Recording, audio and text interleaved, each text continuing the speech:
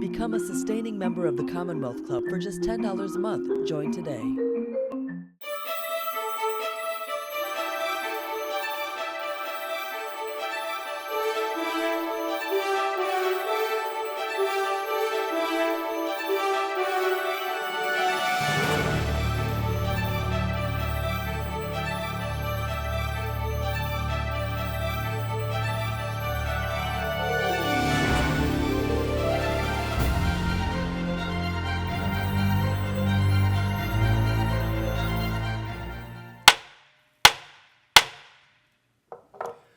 Good evening.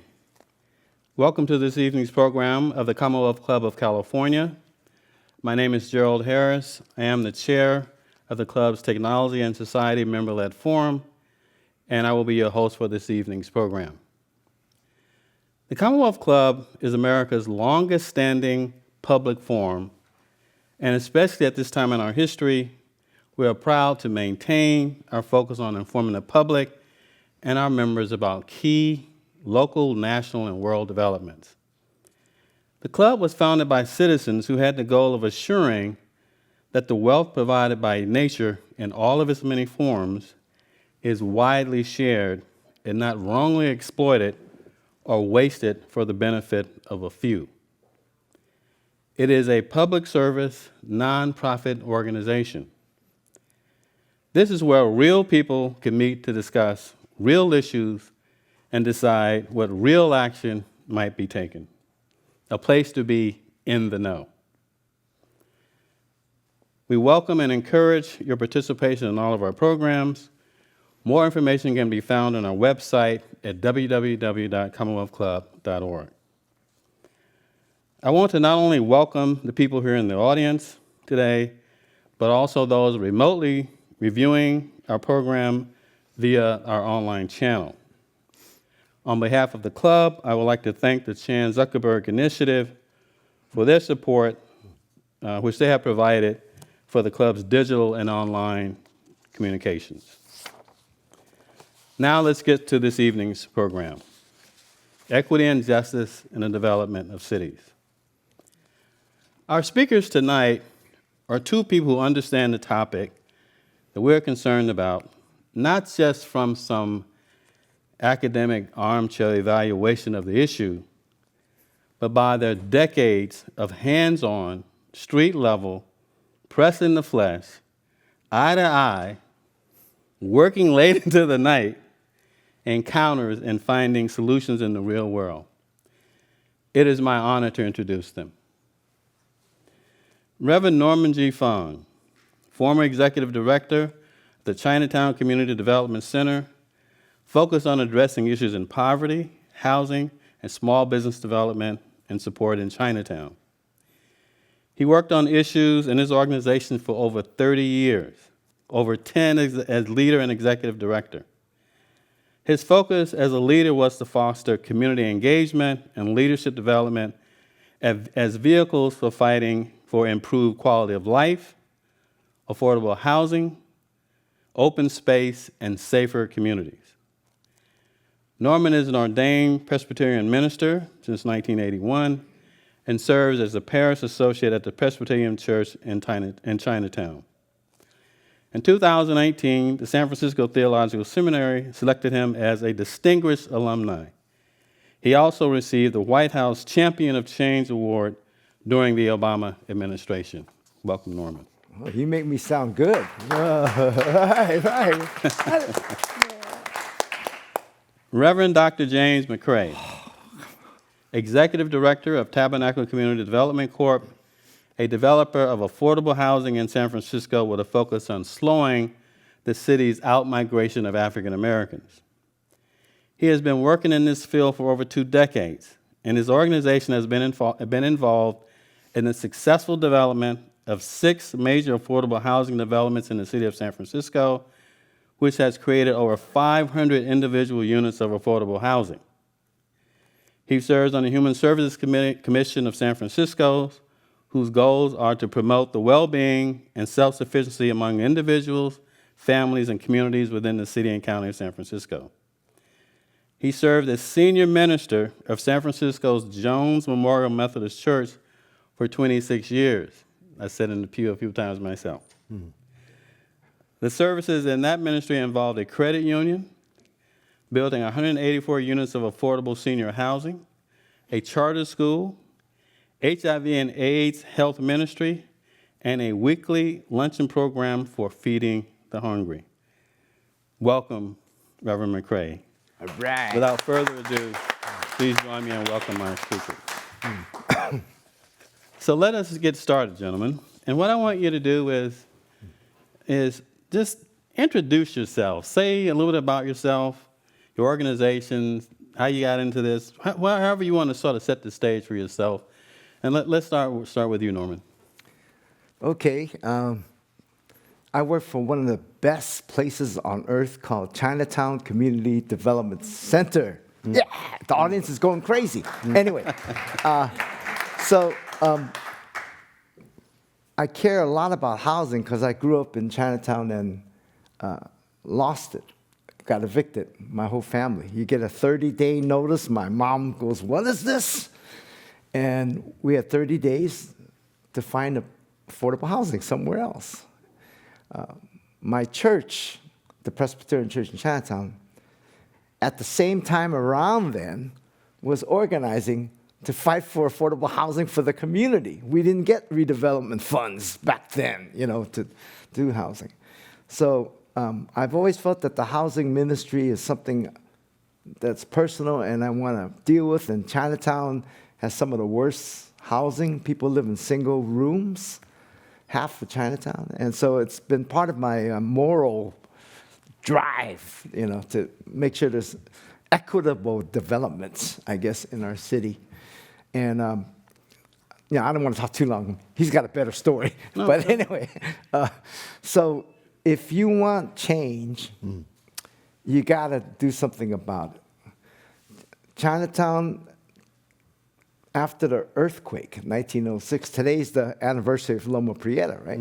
Rock and roll, okay. But anyway, we almost lost our whole community. The city wanted to evict all of Chinatown to Hunters Point. Right? That was at that point. We have to learn how the city works, and our community has been organizing to get engaged, and we have done a great job in doing that. And so I'm honored to be here to talk about equity, justice, development, but I hope people listen. This is more of, it's after the pandemic and Black Lives Matter and Stop Asian Hate.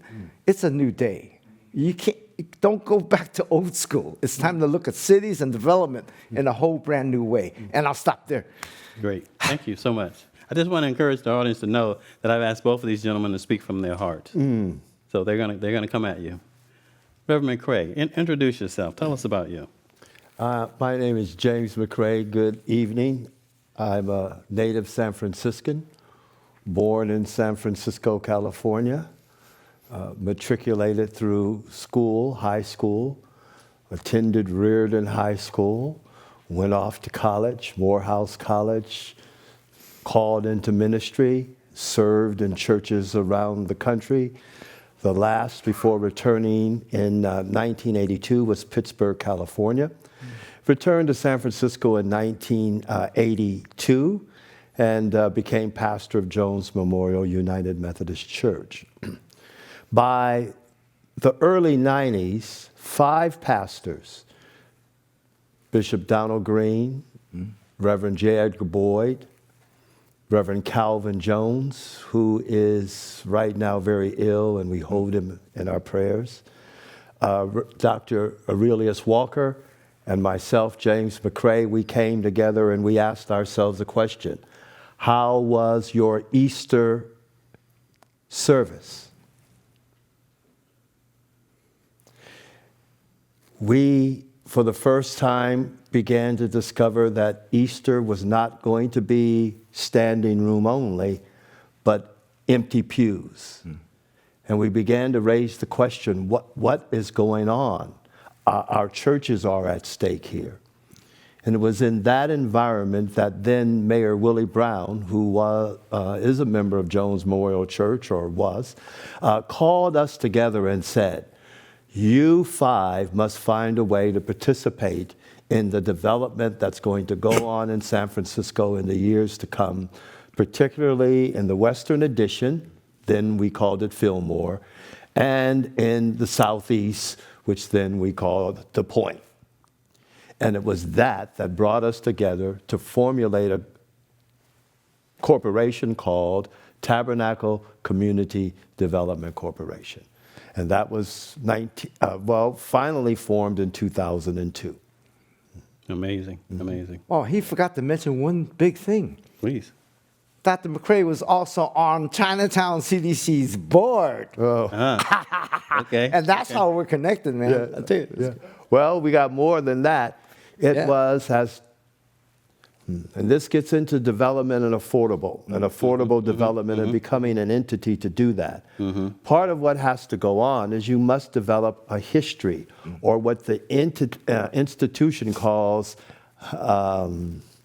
capacity.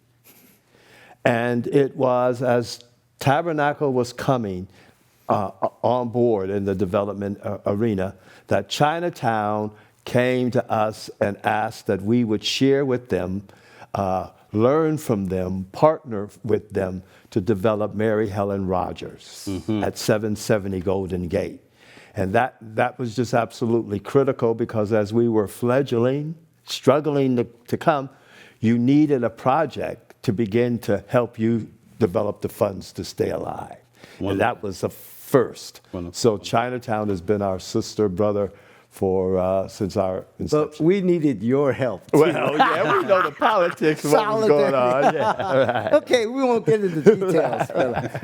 Okay. Yeah, what I want to do is, Reverend Fong, let me direct this question to you, because I think a lot of maybe people in the audience, and African Americans, we're familiar with redlining, and we're familiar with the GI Bill that didn't give access to African Americans. Some people are familiar with how roads and stuff basically destroyed the black business community in Fillmore. But what about Chinatown? I mean, from your community's experience, give me an example of sort of inequity in development in San Francisco wow. with Chinatown. I got 20, but we'll start with a nice, cute one. When I started at Chinatown CDC, I wanted to get youth engaged. And I went to the local high school, got 8 youth, and they said they couldn't stand the stench and the smell and all the garbage that was in our alleyways. This is back 1991. So we got youth from high schoolers to come show some love to Chinatown, their community, and clean up. And then I went to, I forgot, DPW, and asked them, how come you guys don't clean our alleyways? And I couldn't believe it. Institutional racism. All the Chinatown alleyways were not dedicated for cleaning, regular cleaning, like in the Marina or any other alleyways. I couldn't believe it. So we got the chance with the youth and a student from UC Berkeley who did her master's thesis on alleyways. We wrote our own plan, and we got the city to adopt our alleyways, our vision of it. 50% of the residents there had to sign on with it. And we got everybody in our community to make the city accountable for all our alleyways as well. And so 1990s, they don't have to clean a neighborhood, street. And just That's your crazy. neighborhood, right? Yeah, it's probably all over the place, probably in the Mission and other places. But anyway, it just shows that, you got to watch the developments and who gets paid attention to and who's at the table or not at the table. And I'm so thankful that in my 40 years working in the community, I've seen our community get listened to a little more. A little more. And just, it may look like an alleyway that no one cares about, but it's the front doors to our businesses, restaurants, everything. So, okay. That's one example. No, that's fine. Yeah, yeah. So let me turn a question to you, Dr. McCray. So, what is nonprofit faith-based housing development corporation? How you establish? How are these things sustained? Say more about that for people to understand what that is. Well, for Tabernacle, our coming together was out of 5 pastors coming together, so that our theme became a text, namely, seek the welfare of the city, for in its welfare you will find your welfare. And it was that theme from Jeremiah that had motivated the work of Tabernacle. Our first mission is to seek the welfare of the city of San Francisco. And in specific ways, to begin that with the African American community, which was and has experienced the outmigration. So part of our concern was to develop a nonprofit entity that would clearly be for the sake of the community, and that community would work on affordable housing. Now, as we began affordable housing, and we remember as we were putting, affordable housing meant something. There was a 60% of a median goal. That was part. Then it drifted up to 80, and now maybe it might be 120. But the point is, from 120 or so percentage of the median income of the state of California downward, you need some form in this environment of subsidize or subsidy to assist you.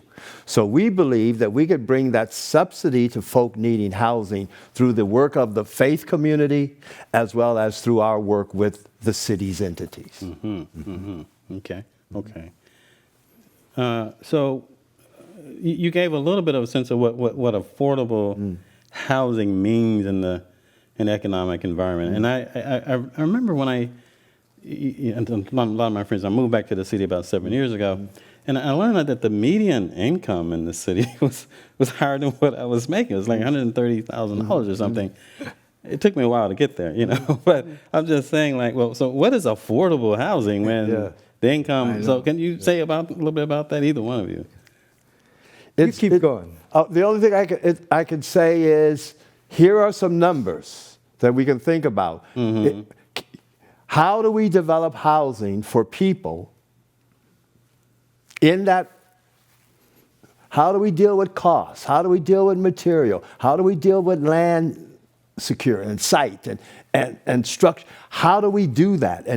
So to me, affordable housing is a concept. It is a call to the housing community around the country to address not the simple. And the simple is this. We just purchased a piece of land further up into California. And everybody's called us, the state, to say, okay, we want you to know now we don't want no affordable stuff here. This is going to be close to downtown. And they begin to talk to us about the market and about what the desire. But our goal is to try to find ways to take that 60% to 120%, which in the African American community is primarily households headed by single mothers, and help them find ways to start up the ladder. Got it. Therefore, part of the goal has always been, not only are we concerned about the project, but we're concerned about the employment. We're concerned about the materials. We're concerned about where it comes from. We're concerned about who handles it. We're concerned about the community participating so that when the product is available, they have something in their pocket to qualify for it. Got it. Because the problem generally becomes once we build it, we can't qualify for it. Okay. So that goes to this question of the present day family. Yeah. And you mentioned whether it's a single mom with, remember, how do you see this? Tell us about the family, the real world, right? The real people that you're dealing with. So there's a diversity of folks that need help. They can't afford 60% even in some cases. I think the area median income for a single person is $93K in San Francisco. A family of 4, it's 133. So people with expensive land, they're not going to build affordable housing unless there is that subsidy. That's what we try to do. We've built about 3,200 units of affordable housing in San Francisco. And what I like more is that we've done technical assistance for other nonprofits to do it. And we're partnering. Everyone was talking about homeless veterans. There shouldn't be any veteran on the street, right? So we couldn't do it. We could do the housing side, but we partnered with Swords to Plowshares, and that's their mission. So these wonderful collaborations like Mary Helen Rogers, Swords to Plowshare, and in the mission, we're working with them to build affordable housing as well. But it takes a lot. Sometimes we fought to get land cheap. I remember we organized, said any vacant office unit. I remember marching with the homeless and trying to get vacant property to be first designated for housing. So that's one thing. And then for seniors, they're fixed incomes. What are you going to do? And so we tried to fight for senior subsidies. It's going to be the will of the people that actually forces the politicians to create and be creative in helping to deal with it. But in San Francisco, right now, I'm worried about the moratorium on eviction. It's ending, right? I don't know. Is there going to be a wave of evictions in San Francisco? I don't know what's next. And people have lost their jobs, families, and it's going to. I'm afraid that our definitions of affordability and the income level is going to be really bad. I mean, but what do you call it? I always show this. You probably can't see it out there, but the word. Explain it to us. Yeah. The word for crisis in Chinese is one of the few words I know. I grew up here. My mom was born here in 1919, so my Chinese is not the greatest, but I know this word. Okay. The word for crisis is ngai gei. Okay, ngai gei. That means crisis. But ngai means danger. Gei means opportunity. So in the midst of our crisis, and us pastors have, as Reverend Jackson says, got to keep hope alive. Yeah. We will be creative, work with the people, and come up with some strategy to help build more affordable housing everywhere, though. Not just. Yes. We got to do it everywhere. So let me ask you this: the real people you're talking about, like for example, there's I looked into what school teachers get paid in San Francisco. Oh, Right. yeah. And I think it's somewhere between $70,000, $80,000, somewhere in there. But if you are a school teacher and you happen to have a couple of kids and you have to afford child care, Yeah. how are you going to afford like a house in the Richmond that costs $1.3 million Right. for a 2-bedroom, 1-bath house? Yeah. So Right? You're When not. we're talking about affordable house, we're talking about real people, right? You're not. So we see what's happening now. Our population is going through a downturn as people have to pick up and go where they can live. And so they're exiting San Francisco and California, so they say in the news, going to where they can live. It started with the out-migration. We thought it was a racially, but now we see it was the first wave. Now it's just So now it's the teachers and the firemen and the policemen. It's just ratcheting up because the costs. it's a tough battle. Yeah. Yeah. And so for us, we've got to keep the discussions on the table. Reverend Fong said it, when folk come to the table, someone has to be there, but what about this reality?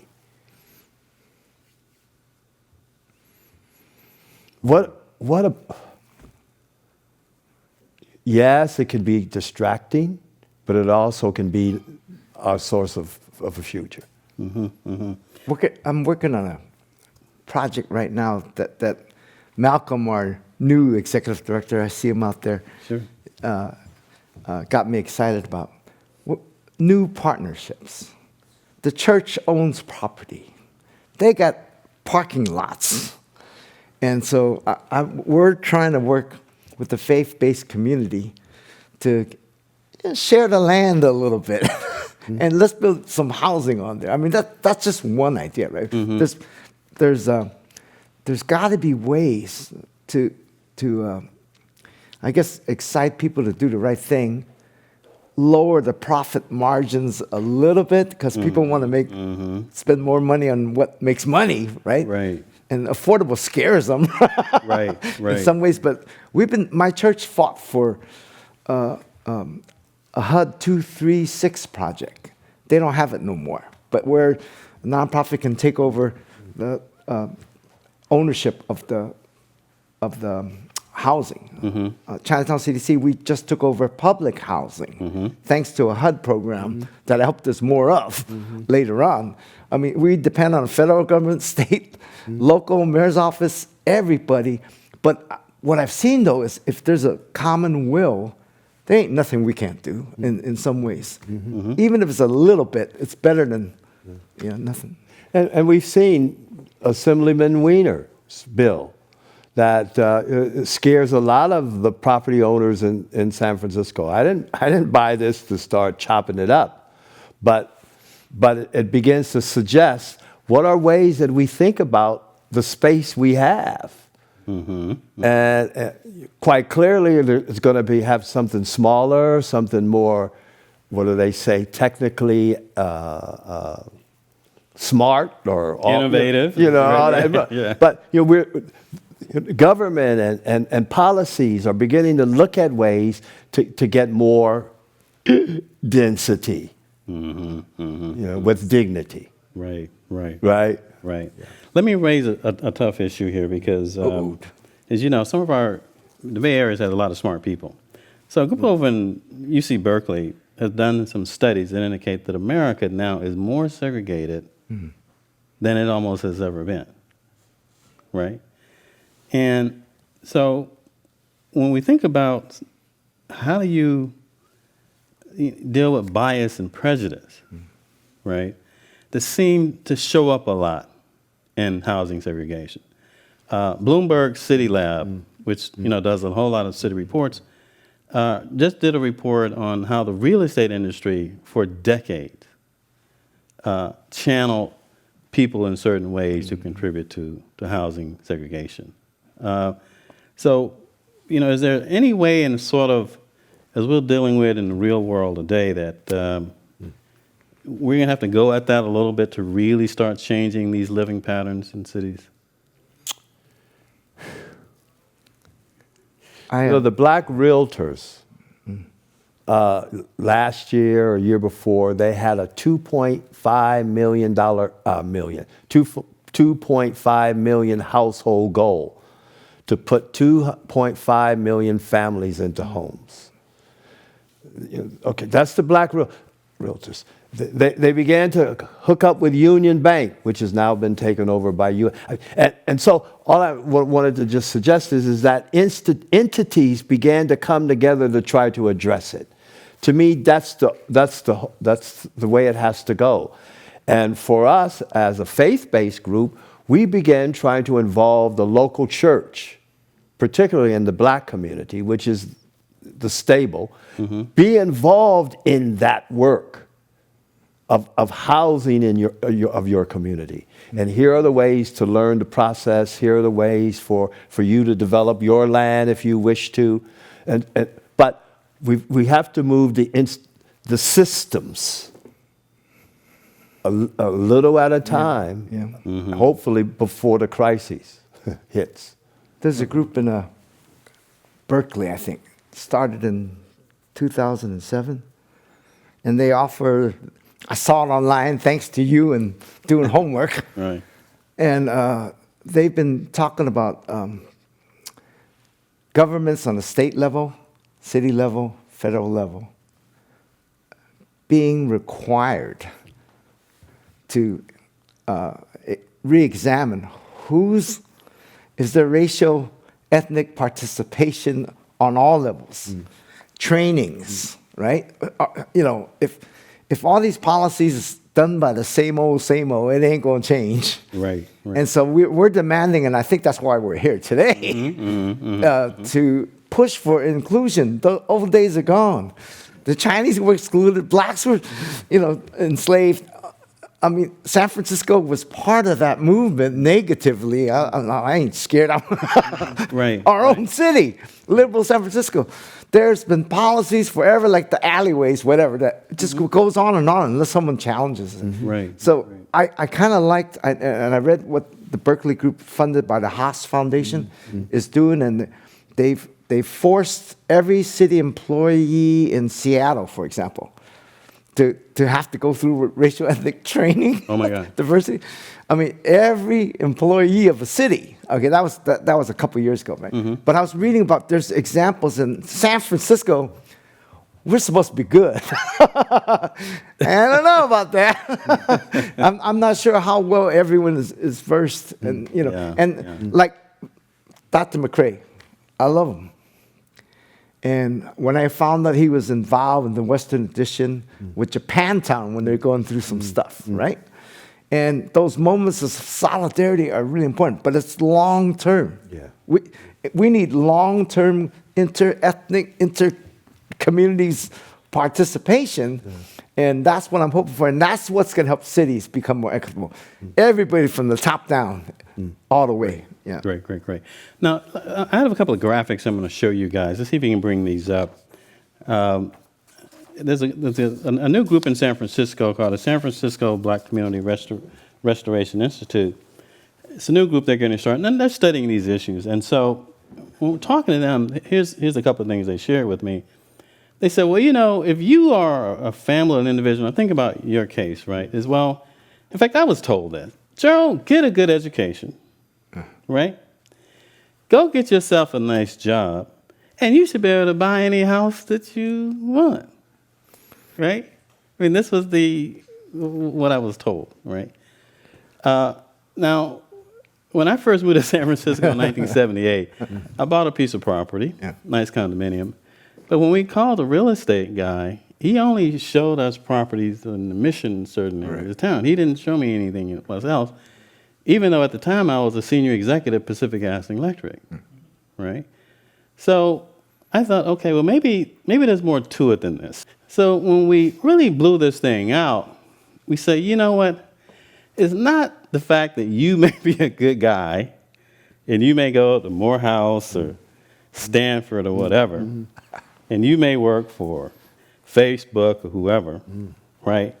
But it's all these other broader issues out here. You were talking about finance earlier, the banks, and the fact that you started a credit union in your organization, right? Government policies, we could go on forever, right? Social and cultural issues, right? There was a beautiful article on the history of Japantown in the Chronicle a couple of weeks ago that went all the way back to the internment of Japanese citizens, right? Yeah. And it just went through some of the waves of discrimination that have occurred in this city, but not just in this city, but all around the world, right? And in fact, recently, as you probably noticed, the city of San Jose apologized to the Chinese community. Sorry, we killed you all back then. Yeah. Put in policies to make sure there was no Chinatown in San Jose. Right. So whether it's those kinds of issues, we can talk about technology. We can talk about all these issues. So I just want to let you guys just sort of touch on any of those that you want to touch on. It just comes to mind sort of in a popcorn type fashion. Anything you want to talk about, any of those? Dr. McCrae, I always follow the leader. No. Oh, boy. There's so many.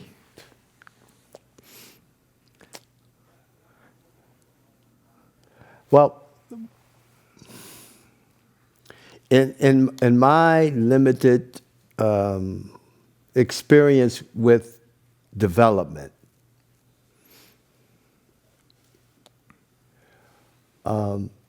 it has gone like this. We have a product that we want to get manufactured. We called it a smart home. We went out, we worked with smart folk and people doing, and we went to the bank. And they said, "You got any land to do it on?" Oh, okay. So we went out to, who do you get land from? I don't have any in my pocket. You got some in yours? You usually end up having to go to a real estate or someone, what's available, let them know what you're looking for, so and so. My point. Okay, so that's part one. To do any development, you got to get the land. How do you get the land? That becomes matter number one, and all of those systems you look at, you have to deal with. The second matter then is once you get the land and once you get your concept, once you put together your team that is acceptable to those who got to determine your risk value, I guess that's the way to put it. The ability for them to risk your lack of guarantees and for them to supplement. For them to go through all of that, you got to put together the top ranked team. Well, I just started. My contractors have never done anything before. They're trying to they just got approved, they just got ready. So now you got to go to and hope that they will take on your project, bring on your, and they tell you, but I got my own people. I got my own team, and I can do it faster and better and quicker and save you money with my people than with your people. And the bank says that's true. You really need Reverend Fong's company, because the McRae company, we can't. So by the time you've moved it through, just as in an individual going, you've lost control, so as an entity, you have lost control. So how do we find partners who want to enable you to get your first house? Right. So that you can begin to participate. Somebody has to decide that. And the same thing in the development field.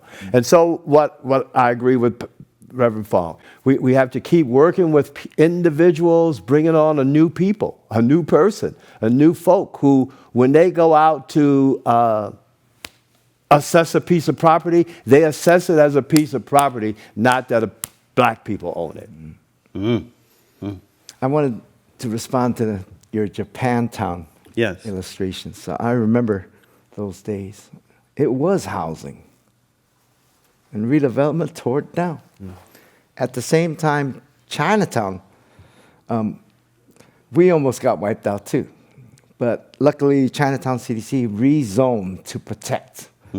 We're sandwiched between, the financial district and Nob Hill, and they want to, they can make money building taller, right? So it's stuff like that. So we got smart. They tore most of Manila Town down.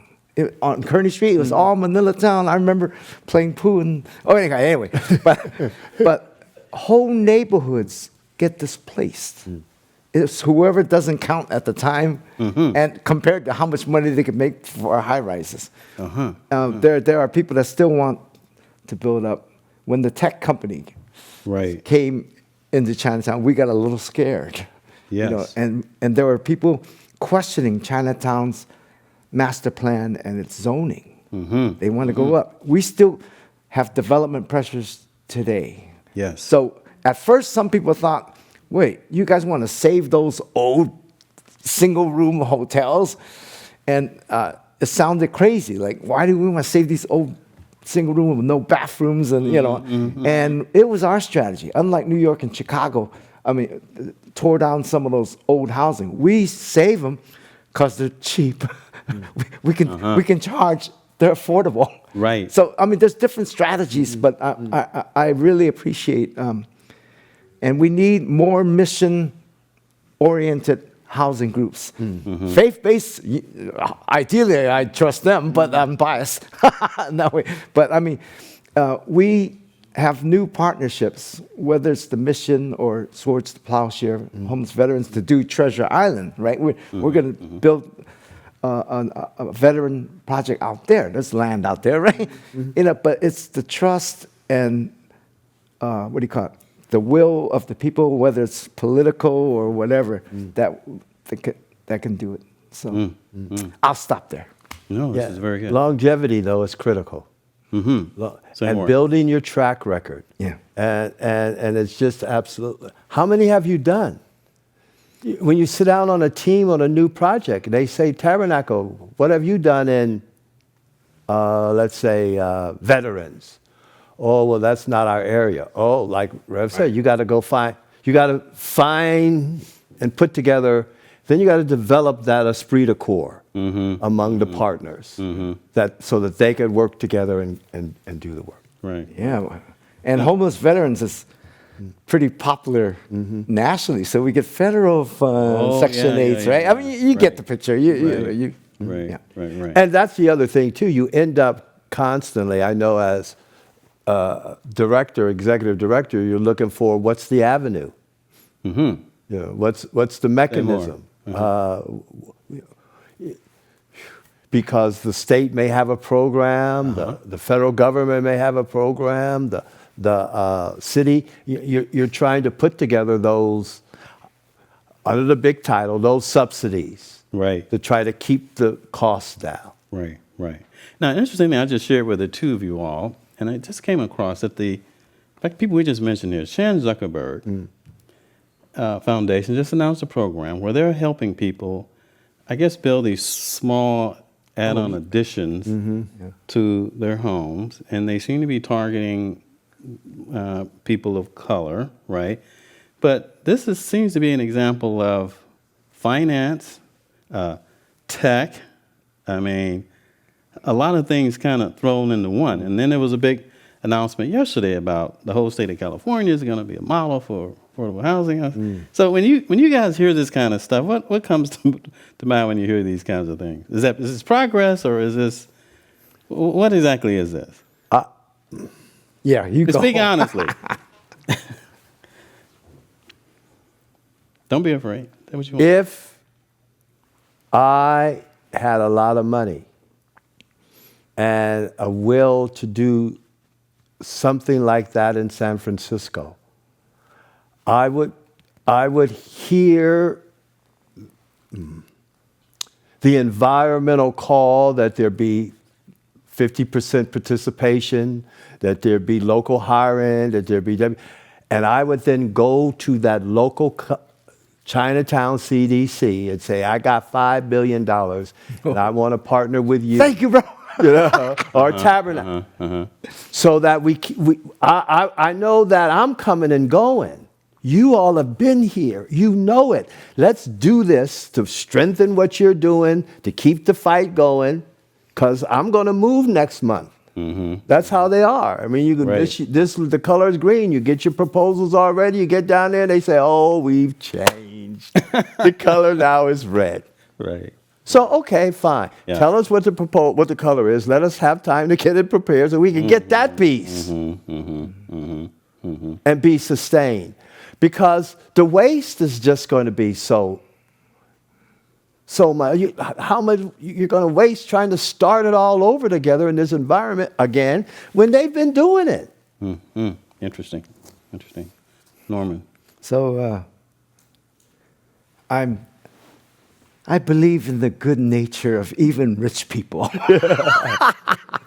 I want it in writing. I want to know the policies and who's benefiting and blah blah blah. I'm sorry.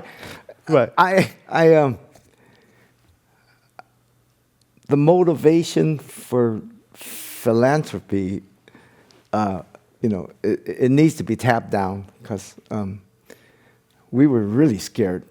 The tech industry and Sure. was going to hurt San Franciscans and Right. rent prices go up. If we're talking about affordable housing, so Right. there's a contradiction there. But I don't want to be over suspicious. Maybe the Zuckerberg is doing genuinely something. Malcolm, you know her, right? Anyway, so I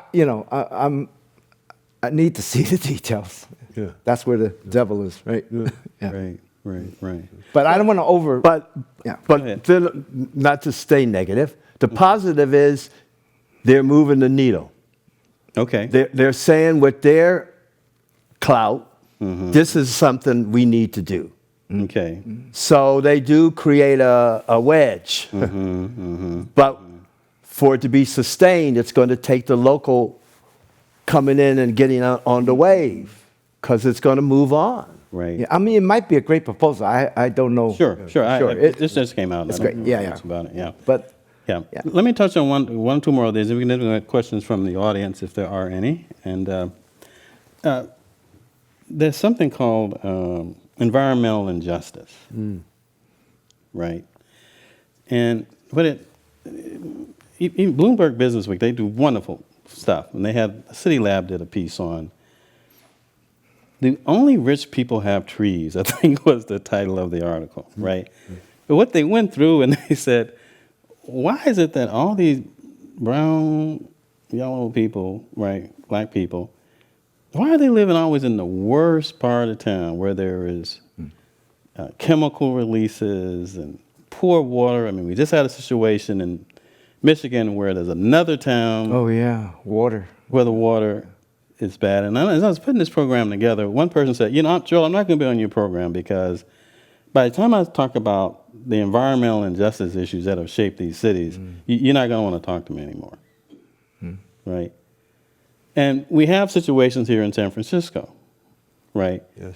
Yeah. In the Bayview area, right? So Yes, we do. yeah. So 100%. just talk Right about now, that a little. there's a major concern out in the southeast over where are the homeless going?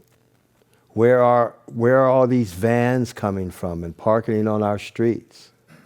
This is the southeast. They're not moving to Pacific Heights and parking. They're being allowed to park in Alice Griffith, where we are. That's our property. That's what we have to live with and our residents. Who's making the decision? So it's been, well, people of color, indigenous, Native American lands, everybody gets side road, or I don't know what to call it. It's been the history of land, whether it's redlining or whatever. And it goes back to that master planner thing, we got to get engaged, man. Yeah. And I want to see a lot more neighborhoods organize themselves to fight back in solidarity with others. We got to do it more. So the Mission struggle is Chinatowns, is the Bayviews. I think this is the opportunity, even though it's a crisis, for that. I mean, it's hard to, just pit one group against another. You were talking about the idea that maybe you have an easier time getting a home since you make over 70 or whatever. Yeah, right. And, we got played on that. Asian minority myth. They, Reagan used it at the time because he didn't want to deal with blacks putting the blame on whites. So he goes, well, look, the Asians did it, right? I mean, come on. We said, Trump, again, using the Asian, anti-Asian hate thing, the Chinese Kung flu, whatever. I mean, this all it seems to be normal in America. And it's the ugly side of America. I like America, the beautiful, but there's an ugly side. Yes. And we got to break through. And solidarity, I think, between neighborhoods, too. Maybe there's an alleyway program in the Bayview that we can mix it up a little more. I don't know. I mean, I just believe in the sharing. In fact, let me just speak to the audience, is that, the Hispanic community has a tremendous history. And so if there are people in the Hispanic community that feel they're being left out of this conversation, please call me. You're welcome to come and tell your side of the story, whether it's mission development or even there's a group in the Tenderloin I know. Yeah. So we're not here to exclude anybody in this conversation because this is a long-term, very complex topic that we're dealing with that has a wide range of issues. Okay. So let me just turn to see if there are any key questions that will come up because I have a few more that I'm going to throw at you guys just in case. Okay. Pardon me? Okay, yes. Okay, so if you're online and you want to submit a question, please do. We have someone who's, my friend Leslie, who's monitoring all that. So let's go back to this issue of infrastructure. You know, I used to shop downtown San Francisco at Macy's a lot. And for several years ago, the whole front of the thing was dug up, right? Because they had to put a Muni line all the way up Stockton Street, you know, to access Chinatown, right? And I thought, okay, this is a great idea, but, you know. So when you were saying that you're concerned about the future of Chinatown, give us the context for the infrastructure there, and is this a good thing? How do you see that? So, 95% of Chinatown folks don't have cars. They depend on that infrastructure, and we organized to get the Central Subway done. And we've been waiting for years, and we've been hurting because of that. But the idea of Lincoln to Viz Valley and 3rd Street Light Rail, Chinatown, both ways, it could help. Yes. But right now, no one of us not ready yet. And then people aren't riding it now because it ain't safe. There's, so many issues that could link our communities together better. Easier to come to work and all that, and go shop at Macy's or whatever. Yes. But right now it's a mess. No one on MTA is watching, right? But hurry up, will you? Shoot. Right. But I mean, the public transit, we fought for seniors to get fares for free if they're very low income, and kids, little kids, to go to school on that. Stuff like that, we can make anything work, But it takes a lot of people organizing, and I remember the seniors group and our kids, the alleyway youth, working together to probably for the first time, yelling at the hearings. We want, it was during I forgot when the Depression was or economic difficult time, 2010 or whatever. Right. Anyway, so there's opportunities, and it works better not just from the Chinese or just the blacks or the Latinos. Right. When we work it together, miracles happen. Right. And I guess the president in his infrastructure plan is talking about adding. So this could be helpful. Yes. I mean, I hope we get our share. Okay.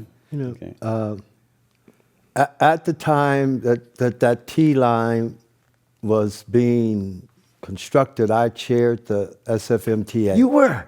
That's right. And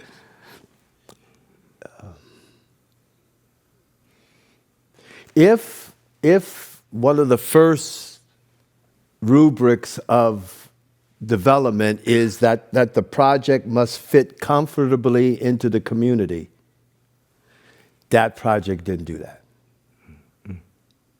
It required tearing up in front of Macy's. It required dissecting the black community, parking. You mean the T line? The T line, Not 3rd the Street. Yeah. 3rd Street. Yeah. Businesses died. Yeah.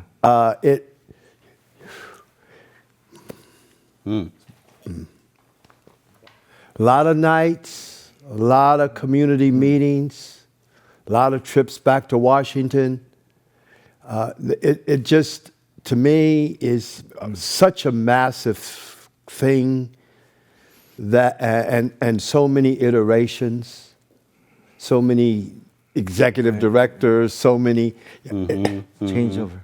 changes, and This is a really good point because we're part of a national group, Chinatowns across the country, and streetcars right in the middle, killing neighborhoods, like Little Saigon and where's that? Minneapolis, St. Paul, Philadelphia. Their Chinatown got split in half. I remember that too. So yes, sometimes. Whose idea is it?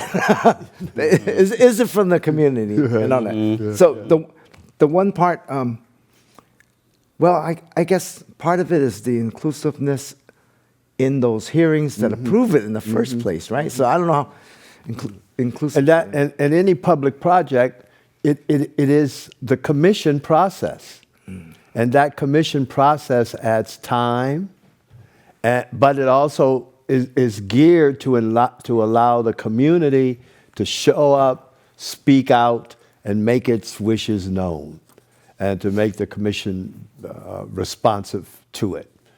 But it was painful on many levels because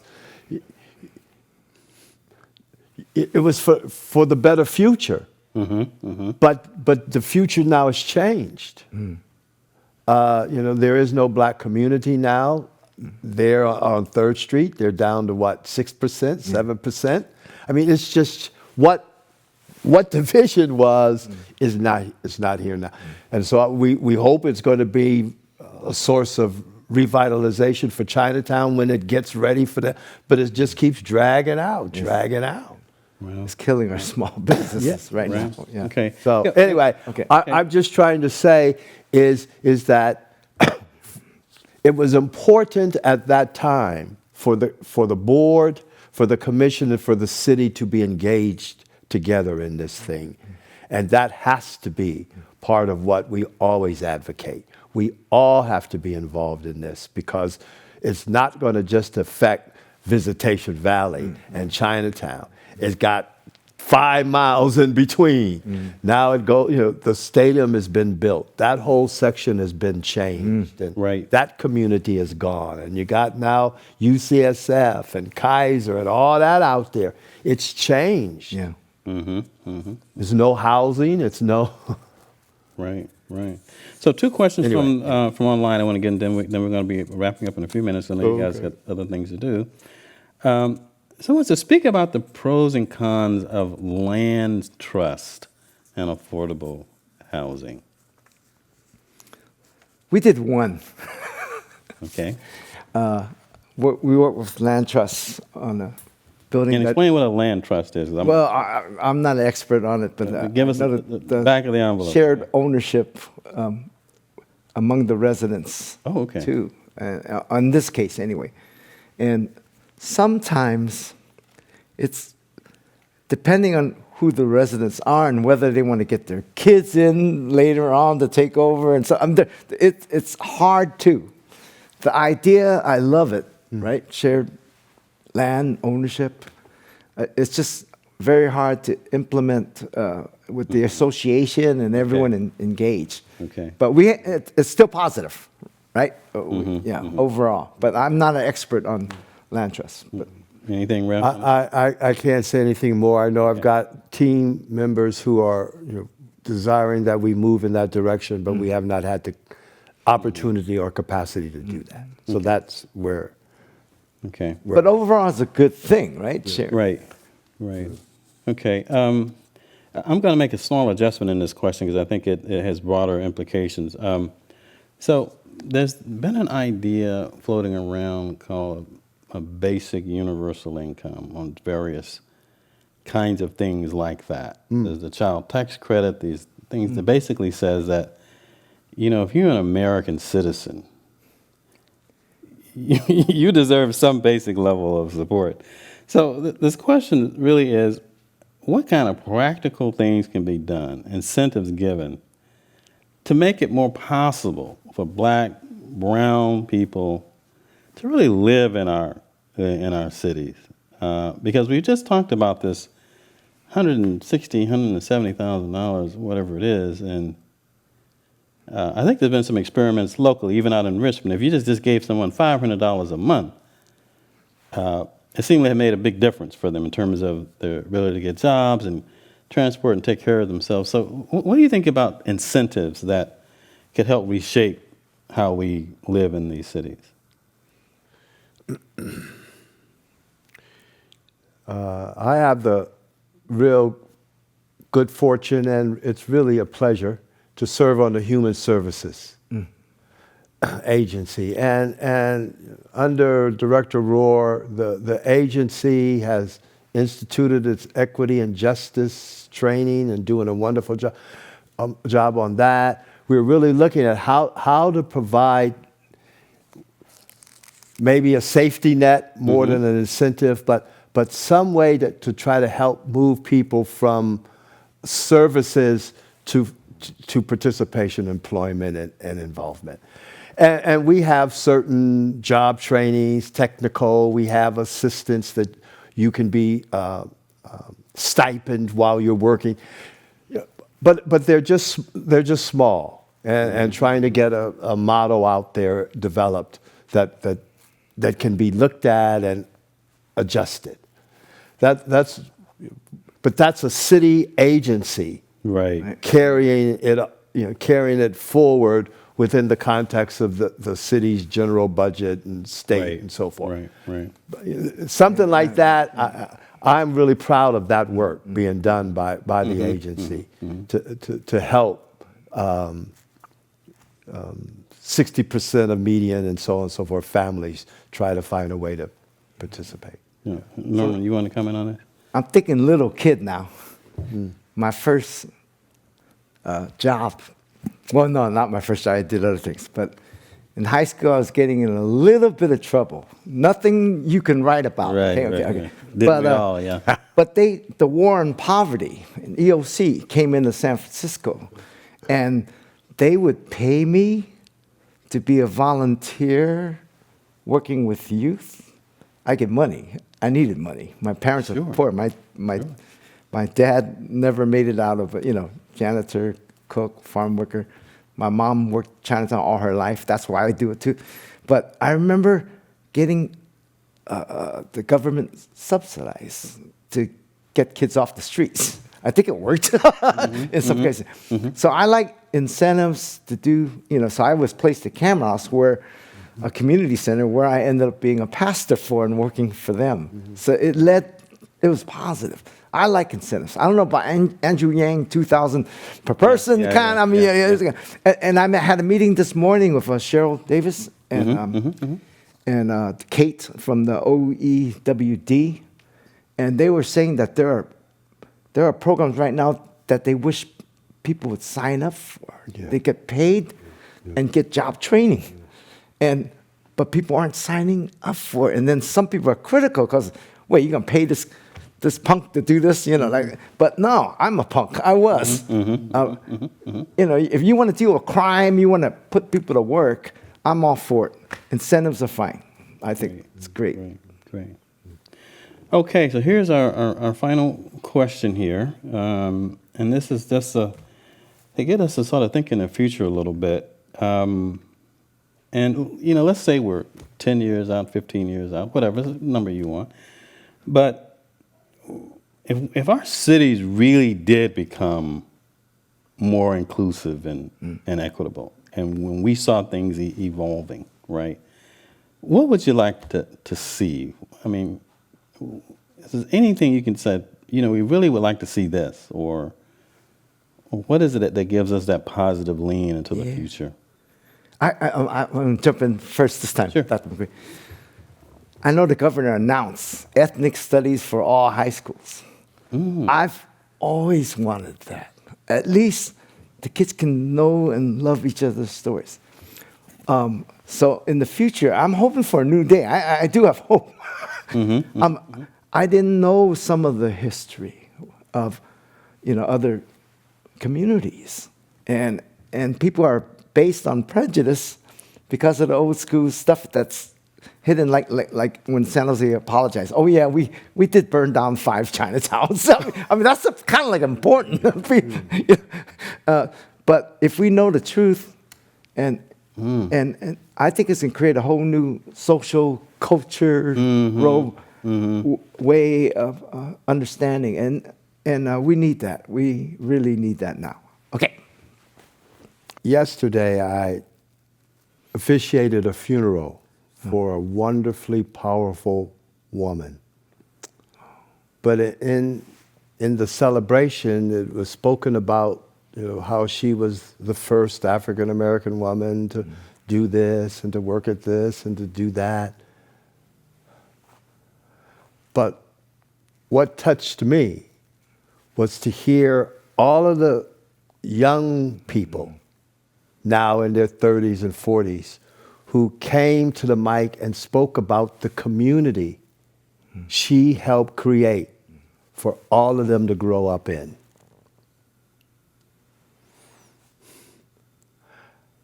One of the reasons why I believe housing, affordable housing, any housing is critical, because without it, you cannot have community.